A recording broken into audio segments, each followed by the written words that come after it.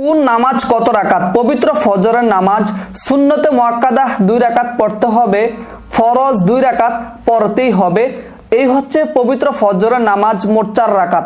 অতঃপর পবিত্র জোহরের নামাজ সুন্নতে মুআক্কাদা 4 রাকাত পড়তে হবে, ফরজ 4 রাকাত পড়তেই হবে, সুন্নতে মুআক্কাদা 2 রাকাত পড়তে হবে এবং নফল 2 রাকাত পড়লে সওয়াব, না পড়লে গুনাহ নাই। পবিত্র জোহরের নামাজ সর্বমোট 12 রাকাত। পবিত্র আসরের নামাজ সর্বপ্রথম সুন্নতে জায়েদা 4 রাকাত পড়লে সওয়াব, না পড়লে গুনাহ নাই। পবিত্র আসরের ফরজ নামাজ হচ্ছে মোট 4 রাকাত, পড়তেই হবে এটা। এই হচ্ছে পবিত্র আসরের নামাজ 8 রাকাত। এখন হচ্ছে পবিত্র মাগরিবের নামাজ মোট কত রাকাত?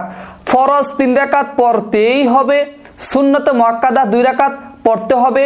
অতঃপরে সুন্নত নামাজের পর নফল নামাজ মাত্র 2 রাকাত পড়লে সওয়াব, না পড়লে গুনাহ নাই। পবিত্র মাগরিবের নামাজ সর্বমোট 7 রাকাত। এখন হচ্ছে পবিত্র এশারের নামাজ সুন্নতে জায়েদা 4 রাকাত পড়লে সওয়াব, না পড়লে গুনাহ নাই। অতঃপর ফরজ 4 রাকাত পড়তেই হবে। অতঃপর সুন্নতে মুআক্কাদা 2 রাকাত পড়তে হবে এবং বিতর, যেটাকে আমরা বিতরের নামাজ বলি, 3 রাকাত এটা পড়তেই হবে। বিতরের নামাজ হচ্ছে ওয়াজিব নামাজ, কিন্তু তরক করা যাবে না। অতএব পবিত্র বিতরের নামাজ যেহেতু ওয়াজিব, এই 3 রাকাত নামাজ আমাদের পড়তেই হবে। এই বিতরের নামাজের পর হচ্ছে পবিত্র নফল নামাজ।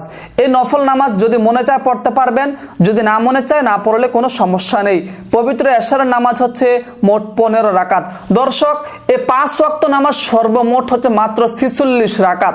এই 46 রাকাত নামাজের মধ্যে 17 রাকাত ফরজ পড়তেই হবে এবং 12 রাকাত সুন্নত পড়তে হবে। আর বাকি যে 17 রাকাত বাকি রয়েছে সেটা হচ্ছে সুন্নতে জায়েদা ও নফল, পড়লে সওয়াব, না পড়লে গুনাহ নাই।